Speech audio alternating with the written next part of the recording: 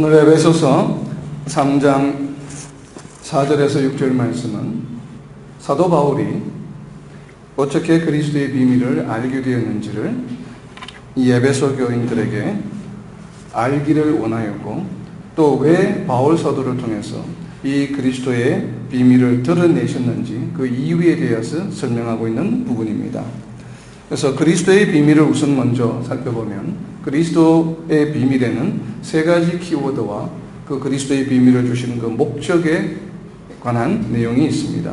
그리고 그리스도의 비밀에 대한 자세한 내용은 이전에 골로새서 강의 21번째에 보면 그리스도의 비밀을 말하라라고 하는 강의가 있습니다. 유튜브에서 이 강의를 한번 참조해 주시고요. 그리고 그리스도의 비밀 자체가 무엇인지에 대해서는 오늘 에베소서 본문 앞에 넘겨보면 에베소서 1장 4절에서 6절에 그 구체적인 내용이 있습니다.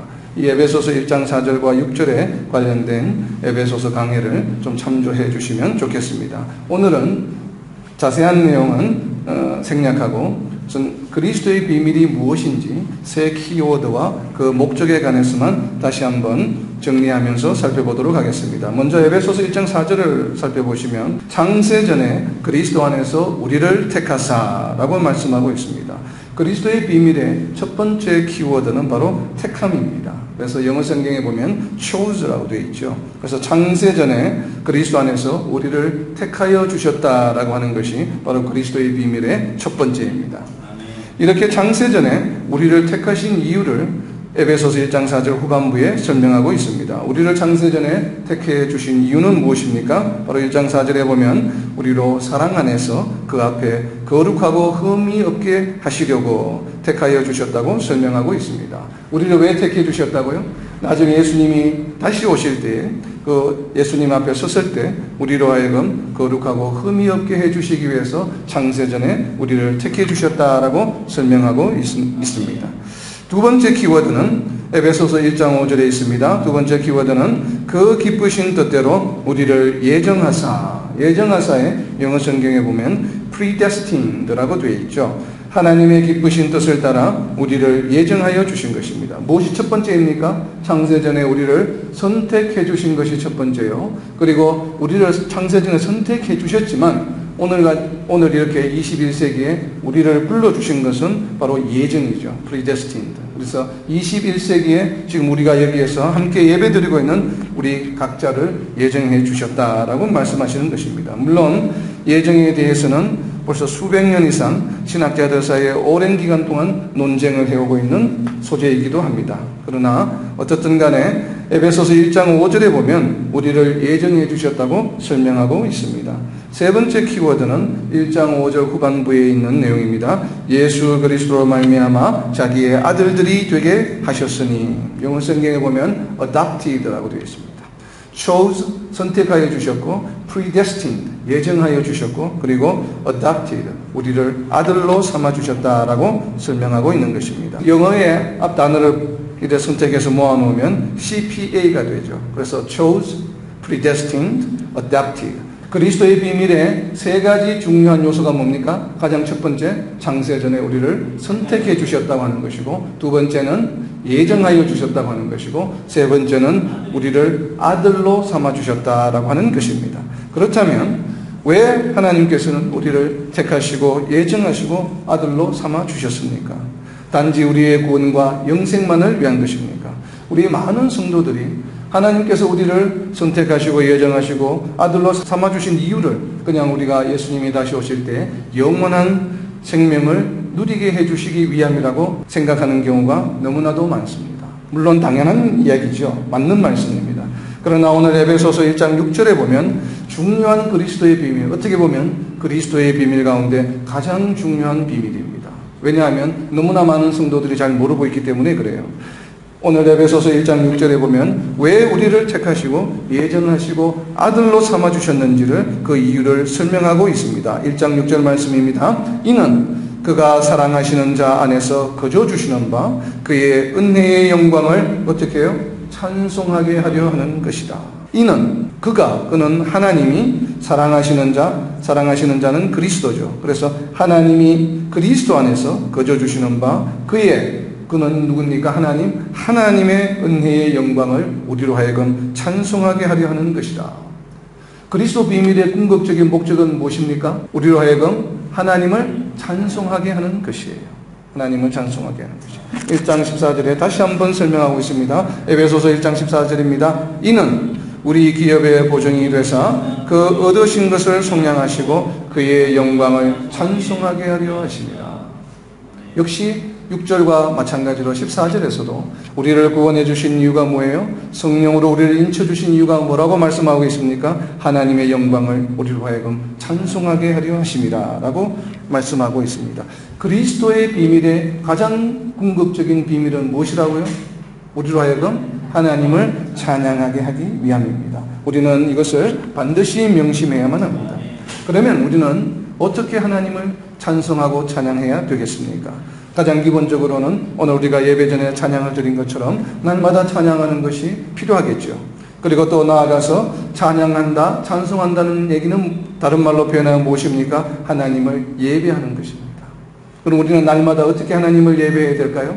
우리가 아까 기도드린 것처럼 저녁 9시에 모여서 온 가족이 함께 모여서 가정 예배를 드려야 되겠죠. 정말 구원받은 성도라면 하나님이 창세전에 선택하시고 예정하시고 하나님의 아들로 삼아주신 그런 아들들이라면 무엇을 해야 된다고요? 날마다 하나님 앞에 예배를 드려야 합니다.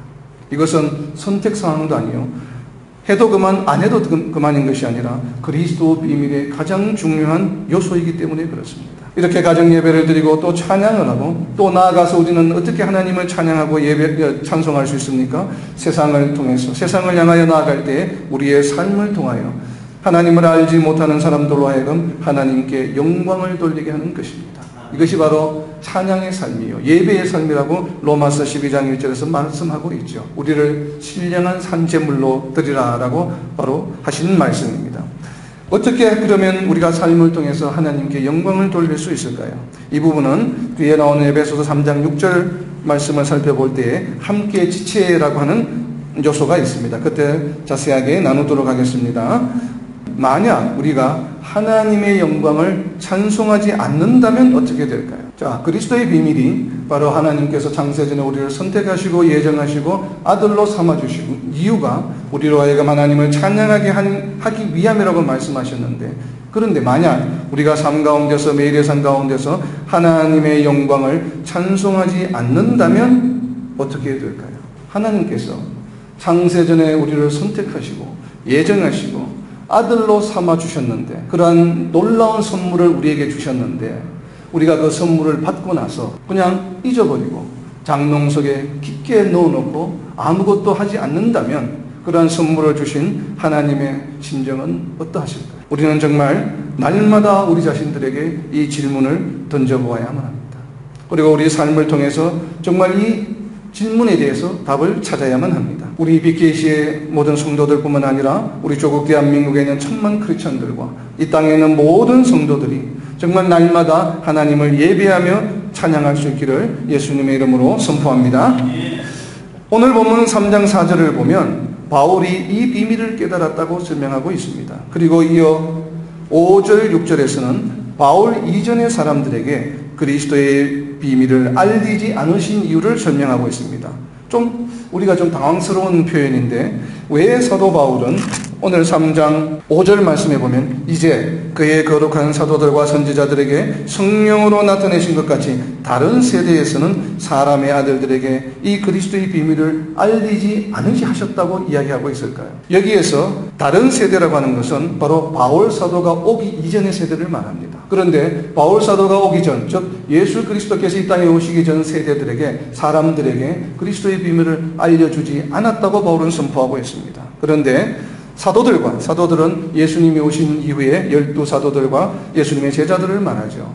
사도들과 그리고 예수님이 오시기 전에 있었던 선지자들에게는 이 그리스도의 비밀을 나타내 보여주셨습니다. 사도들과 선지자들을 제외한 세상 사람의 아들들에게는 이 그리스도의 비밀을 알려주지 않으셨다고 바울은 선언하고 있는데, 그 이유를 바로 6절에서 설명하고 있습니다. 이유를 세 가지로 설명하고 있습니다. 대단히 중요한 이유입니다. 첫 번째 이유는 무엇인가 하면 이방인들이 복음으로 말미암아 그리스도 예수 안에서 함께 상속자가 되고, 바로 이것이 첫 번째 이유입니다. 그리스도의 비밀을 바울 이전 시대에 세상 사람들에게 알려주지 않으신 이유, 첫 번째 이유가 바로 그 대상이 누구입니까? 이스라엘 민족의 누구입니까? 바로 이방인들입니다. 이방인들이 어떻게 상속자가 되었습니까? 복음으로 말미암아 그리스도 예수 안에서 함께 상속자가 되었다라고 이야기하고 있습니다. 이방인들로 하여금 그리스도 예수를 통해 복음을 받아들일 수 있게 하기 위해서 나타내지 않으셨다고 하는 것이에요. 그렇다면 예수님이 오시기 전에 이스라엘 민족이 아닌 다른 이방인들은 하나님의 백성이 될 수 있는 기회가 있었을까요? 없었을까요? 대부분의 성도들은 없었다고 생각합니다. 에스더서 8장 17절에 보면 758페이지입니다. 왕의 명이 이르는 각 지방 각 읍에서 유다인들이 즐기고 기뻐하여 잔치를 베풀고 그날을 명절로 삼으니 본토 백성이 유다인을 두려워하여 유다인 되는 자가 많더라. 유다인 되는 자가 많았는데 그들이 누구예요? 본토 백성들입니다. 자, 에스더 시대는 바샤 왕국이죠. 페르시아 제국입니다. 페르시아 제국에 있던 페르시아인들이 바로 유다인을 두려워하여서 유다인들이 많이 되었다라고 이야기하고 있습니다. 결국은 유다인이 되었다는 표현은 뭐예요? 여호와를 하나님으로 인정하고 믿음으로 하나님을 믿는 하나님의 백성이 되었다라고 하는 것이죠. 그렇다면 바울 사도는 오늘 왜 이 에베소서에서 이방인들을 위하여 복음으로 말미암아 예수 그리스도 안에서 함께 상속자가 되기 위해서, 왜 이방인들이 예수님으로 인해서 복음을 받아들일 수 있게 하기 위해서 그 이전에 예수 그리스도에 대한 비밀을 알려주지 않았다고 이야기할까요? 이 페르시아 시대에 유다인이 되었던 것과 지금 바울 사도를 통해서 이 에베소서 말씀처럼 예수님 오신 이후에 이방인들이 하나님의 백성이 되는 것의 이 두 경우의 차이가 무엇입니까? 페르시아 당시에는 여호와가 하나님이심을 믿고 또 무엇을 해야 되냐면 유대인들이 가지고 있던 모세에게 주셨던 율법을 지켜 행해야만 했습니다. 그 대표적인 것이 할례를 받아야 했고, 그리고 십계명을 지켜야 됐고, 모세오경에 나와 있는 약 600여 가지의 율법을 지켜 행할 때만 하나님의 백성으로서의 지위를 유지할 수가 있었죠.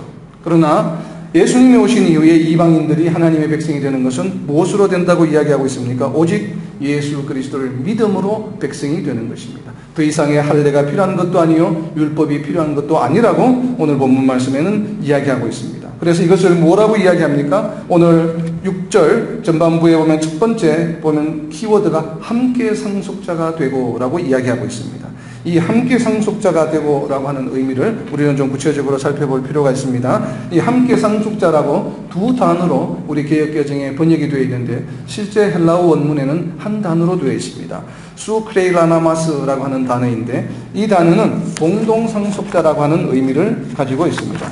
이 의미를 좀 이해하기 위해서는 로마서 8장을 좀 볼 필요가 있습니다. 로마서 8장 17절을 보시면 명확하게 이 의미를 이해할 수가 있습니다. 자녀이면 또한 상속자 곧 하나님의 상속자요 그리스도와 함께한 상속자니 우리가 그와 함께 영광을 받기 위하여 고난도 함께 받아야 할 것이니라.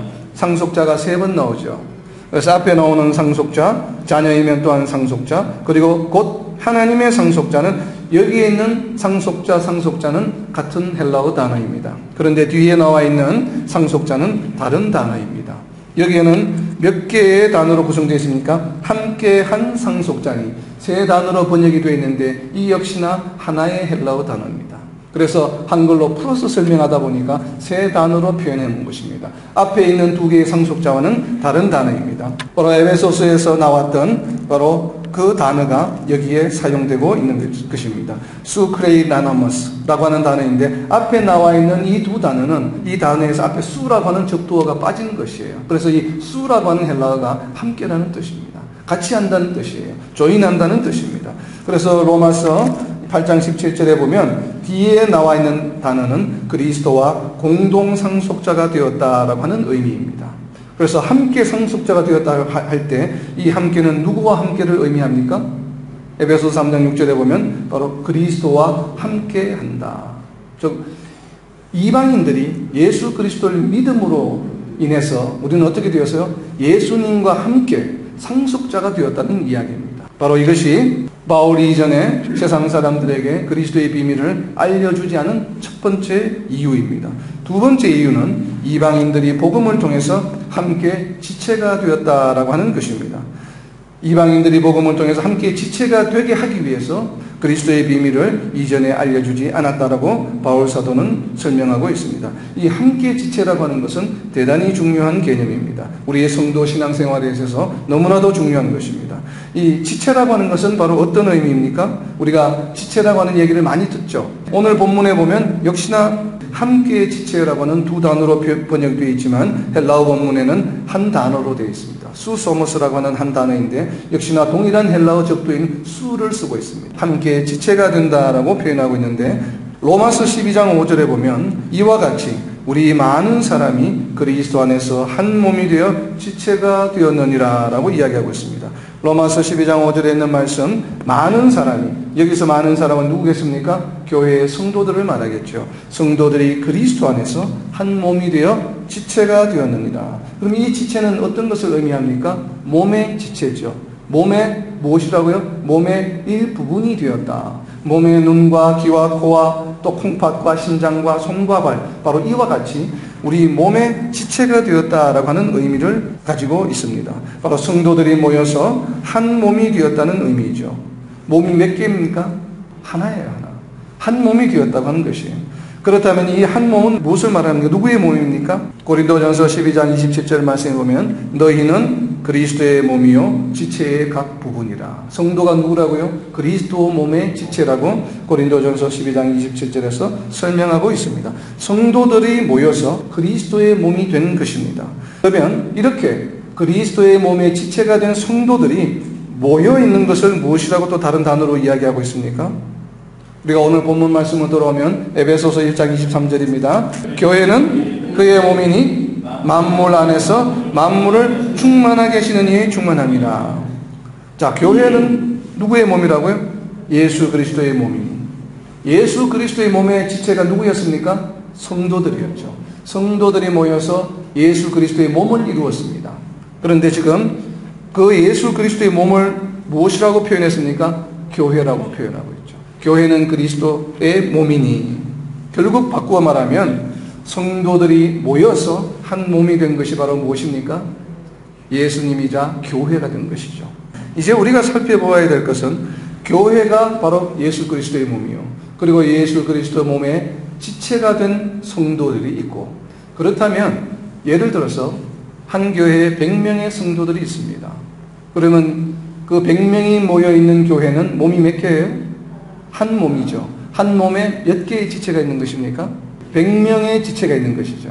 그렇다면 그 한 몸을 유지하고 한 몸을 이루기 위해서는 100개의 지체 모두가 자기의 역할을 해야만 되죠. 우리 몸에 있는 각 지체들이 어느 하나라도 제 역할을 기능을 하지 못하면 어떻게 됩니까? 병원에 가야 되죠. 문제가 생기는. 그래서 몸의 지체라고 하는 이 지체라고 하는 의미는 단순히 너희가 교회의 멤버가 되었다 이 말씀이 아니에요. 왜 굳이 그것을 몸의 지체라고 비유해서 설명하고 있냐면 교회에 100명이 있다 할지라도 100명 모두가 어떻게 해야 된다고요? 자기가 맡은 기능을 제대로 수행해야 된다고 하는 것입니다. 이것은 무슨 얘기예요? 교회에 출석하는 한은 교회에서 자기에게 주어진 역할이 무엇인지를 알고 그 역할에 반드시 순종해야 된다고 하는 것입니다. 그렇게 순종할 때 그것을 뭐라고 불러요? 지체라고 부른다 이 말이에요. 만약 순종하지 않는다면 지체일까요? 아닐까요? 우리 몸의 일부가 아닌, 지체가 아니면서 우리 몸에 같이 따라다니는 것들이 있죠. 뭐가 있습니까? 옷, 신발, 이거는 벗어버려도 돼요. 있으나 없으나 우리 몸에 영향을 주지 않아요. 그죠?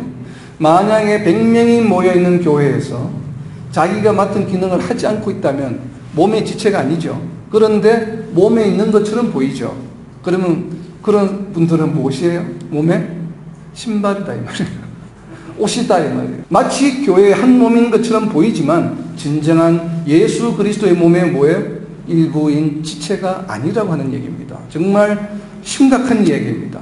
이 몸의 지체라고 하는 것은 무엇이에요? 그냥 몸의 구성 요소로 있다고 하는 의미가 아니라 지체로서 그 몸의 중요한 기능을 반드시 역할을 할 때에 우리는 몸의 지체라고 부를 수 있기 때문에 그렇습니다. 그러면 지금 이제 우리가 100명이 모여있는 한 몸 교회예요. 근데 시간이 세월이 흘러서 200명이 되었습니다. 그러면 100명이었을 때 제가 하고 있던 이 지체의 기능이 200명이 되었다고 해서 없어지는 걸까요? 그 지체가 사라져서 갑자기 신발과 옷이 될까요? 아니면 몸의 일부로 계속 있는 것입니까? 계속 있는 것이죠. 200명이 되든 300명이 되든 500명이 되든 10,000명이 되든 우리는 교회의 한 몸의 지체로서 맡은 역할을 계속 수행해야 됩니까? 하지 않아도 됩니까? 나 말고도 뭐 사람이 수천 명 있는데 굳이 뭐 나까지 나는 그냥 주일날 예배만 드리면 교회의 구성원으로서 하나님의 은혜를 입은 구원받은 자로서 할 일을 다 하는 것이야. 이렇게 이야기할 수 있을까? 없겠죠. 그러나 그러한 성도들이 우리 교회에 너무나 많습니다. 수많은 성도들이 있는데 굳이 뭐 나까지 나서잖아요. 물론 그렇습니다. 교회에 여러 가지 일을 하는데 뭐 수천 명, 수만 명이 필요한 것은 아니죠. 그러나 분명히 오늘 말씀은 그러한 자들은 하나님의 지체라고 부르지 않습니다. 몸의 지체라고 굳이 부르는 이유는 한 교회에 10만 명이 모인다 할지라도 각 지체로서의 역할이 반드시 있다고 하는 것입니다. 이것이 너무나도 대단히 중요한 개념입니다. 100명이 모였을 때는 한 몸이 되는데 만약에 이것이 10명이 모이면 어떻게 될까요? 10명은 10명대로 한 몸에 필요한 기능들을 해야 되겠죠. 그런데 만약에 3명이 모이면 어떻게 될까요? 3명이 한 몸을 이루어요. 3명이 한 몸을 이루는 곳이 어디입니까? 가정교회죠. 가정교회가 대부분 부모와 자녀들 3명, 4명이 모인 교회입니다. 그러면 가정을 한 교회로 보면 3, 4명이 모여서 교회에서 필요한 모든 역할들을 다 수행해야 되겠죠. 그런데 우리가 이제 세상을 향하여 나아가서 직장에 나아갔을 때 우리 혼자가 되었을 때 우리 한 사람이 바로 교회입니다. 그랬을 땐 지체가 몇 개 있습니까? 지체가 하나가 있게 되죠. 그러면 한 지체의 한 몸을 가진 우리가 세상에 나아갔을 때 그 지체의 역할을 감당해야 될까요? 하지 않아도 될까요? 해야 됩니다. 그래서 우리가 세상을 향하여 나아갈 때 바울 사도는 무엇이라고 우리를 부르냐면 갈라디아서 3장 27절 말씀입니다. 에베소에서 앞으로 넘겨서 바로 앞에 있는 갈라디아서 3장 27절에 이 이유 때문에 우리 각자 개개인 한 사람을 바울 사도는 이렇게 표현했습니다. 3장 27절 함께 읽겠습니다. 누구든지 그리스도와 합하기 위하여 세례를 받은 자는 그리스도로 옷 입었느니라. 그리스도로 옷을 입었다고 이야기합니다. 그리스도로 옷을 입었다는 얘기는 무엇입니까? 다른 사람이 나 자신을 바라볼 때 누구를 본다는 얘기예요? 우리 옷을 보죠. 옷을 보고 그리스도구나 하는 것이에요. 그렇기 때문에 우리는 우리 혼자서 한 지체로서 교회를 이루고 세상을 향하여 나아갈 때마다 바로 우리 자신이 그리스도임을 나타내어야 합니다. 그래서 사도행전에서는 그러한 사람들을 무엇이라고 부릅니까? 11장 26절에 보면 그리스도인이라 부르는 것입니다. 그래서 안디옥 교회 성도들이 마침내 처음으로 비로소 그리스도인이라 일컬음을 받게 되었더라. 사도행전 11장 26절 말씀입니다. 우리가 세상을 향하여 나아갔을 때 학교에서나 직장에서나 어디에서나 우리가 그리스도의 옷을 입고 행할 때에 세상 사람들이 우리를 누구라 부릅니까? 그리스도인이라, 크리스찬이라, 예수쟁이라 이렇게 부른다는 것이죠. 성도라면 어디에서 무엇을 하든지 우리 자신의 이름을 드러나기보다는 바로 그리스도인임이 드러나야 하는 것이기 때문입니다. 때문에 우리는 이제는 더 이상 우리 자신, 나 자신의 이름으로 사는 것이 아니라 그리스도의 이름으로 사는 것입니다. 바울 사도는 갈라디아서 2장 20절에서 강조하고 있습니다. 갈라디아서 2장 20절 말씀 다시 보겠습니다. 갈라디아서 2장 20절 말씀 보면 내가 그리스도와 함께 십자가에 못 박혔나니 그런즉 이제는 내가 사는 것이 아니요 오직 내 안에 그리스도께서 사시는 것이다.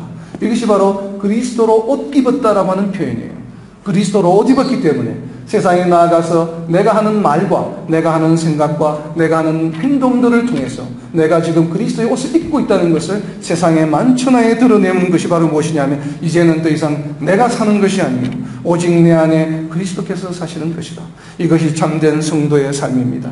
이제 내가 육체 가운데 사는 것은 나를 사랑하사 나를 위하여 자기 자신을 버리신 하나님의 아들을 믿는 믿음 안에서 사는 것이다. 이것이 바로 무엇이라고요? 하나님을 찬양하는 것입니다. 이것이 바로 함께 지체가 되었다고 하는 의미입니다. 함께 지체가 되었다는 것이 내가 어떤 교회에 출석해서 등록함으로써 교회의 구성 멤버가 되었다고 하는 것을 의미하는 것이 아닙니다. 우리의 삶 가운데 정말 예수님의 몸된 지체로서 가는 곳곳마다 그리스도의 옷을 입고 나 자신의 모든 삶을 통하여 세상을 향하여 예수 그리스도를 드러내는 것이 바로 함께 지체가 되었다라고 하는 오늘 에베소서 본문 3장 6절의 참된 의미인 것입니다. 세 번째입니다. 세 번째는 이방인이 복음을 받아들임으로 함께 약속에 참여하는 자가 되었다라고 이야기하고 있습니다. 함께 약속에 참여하는 자는 역시나 헬라어 원문에는 한 단어로 되어 있습니다. 그리스도와 함께 약속의 수혜자가 되었다는 의미이죠. 이 약속은 어떤 약속입니까? 고린도후서 7장 1절입니다. 그런즉 사랑하는 자들아, 이 약속을 가진 우리는, 약속은 무슨 약속입니까? 6장 18절에 너희에게 아버지가 되고 너희는 내게 자녀가 되리라. 전능하신 주의 말씀이니라 하셨느니라. 그런즉 사랑하는 자들아, 바로 이 약속을 가진 자로서 하나님을 두려워하는 가운데서 거룩함을 온전히 이루어 육과 영의 온갖 더러운 것에서 자신을 깨끗하게 하자라고 이야기합니다. 어떤 약속이에요? 하나님이 우리의 아버지가 되어주시고 여호와가 우리의 하나님이 되어주시고 우리가 하나님의 백성이 되는 것입니다. 우리가 잘 외우고 있는 구절이 있죠. 바로 이것이 뭐예요? 이 세상을 창조하신 목적입니다. 66권 성경을 우리에게 주신 목적이 바로 이 약속입니다. 17767 2622 창세기 17장 7절 말씀, 출애굽기 말씀 6장 7절 말씀, 그리고 레위기 26장 12절 말씀입니다. 물론 이 세 구절 말고도 수십 구절이 있지만 외우기 쉬운 구절로 대표해서 외우면 17767 2620입니다. 내가 너의 하나님이 되고 너희가 나의 백성이 되리라 라고 하신 이 약속의 말씀입니다. 고린도후서 6장 18절에서 하신 이 약속의 말씀이 이미 모세오경에서 수십 번 강조되고 반복되고 있습니다. 그리고 이렇게 내가 너의 하나님이 되고 네가 나의 아들이 되리라고 하는 것은 언제 이루어집니까? 요한계시록에 보면 바로 이루어지고 있습니다. 요한계시록 21장 7절입니다. 이기는 자는 이것들을 상속으로 받으리니 나는 그의 하나님이 되고 그는 내 아들이 되리라. 이것이 바로 예수 그리스도와 함께 우리가 공동 상속자가 된 이유입니다. 우리를 구원해 주신 이유가 무엇이라고의 목적이 하나님을 찬양하기 위함이요. 그 하나님을 찬양하게 한 그 구체적인 사항들이 보면 우리가 함께 상속자가 되고 또 우리가 함께 지체가 되어서 우리의 삶 가운데서 정말 하나님의 우리가 그리스도인임을 하나님의 영광을 임재를 드러내는 삶을 살아가면 바로 하나님께서 약속해 주신 내가 너희 하나님이 되고 너희가 나의 아들이 되리라고 하신 이 약속의 수혜자가 된다는 것이죠. 그래서 바로 우리가 이 약속에 참여한 자가 된다라고 이야기하고 있습니다. 그래서 우리가 예수 그리스도와 함께 바로 이러한 약속의 공동 상속자가 된 이유입니다. 이제 말씀을 했습니다. 창세전부터 우리를 선택하시고 예정하시고 우리의 마음을 열어 예수님을 그리스도로 믿게 하셔서 하나님의 아들로 삼아주신 은혜를 항상 기억하며 감사하며 모든 사람들에게 하나님의 이 풍성한 은혜를 그리스도의 옷을 입고 우리의 말과 행동과 삶을 통하여 몸소 전함으로 하나님 나라 확장의 쓰임을 받고 사람들로부터 크리스찬이라 일컬음을 받는 저와 여러분이 되시기를 예수님의 이름으로 선포합니다. 네.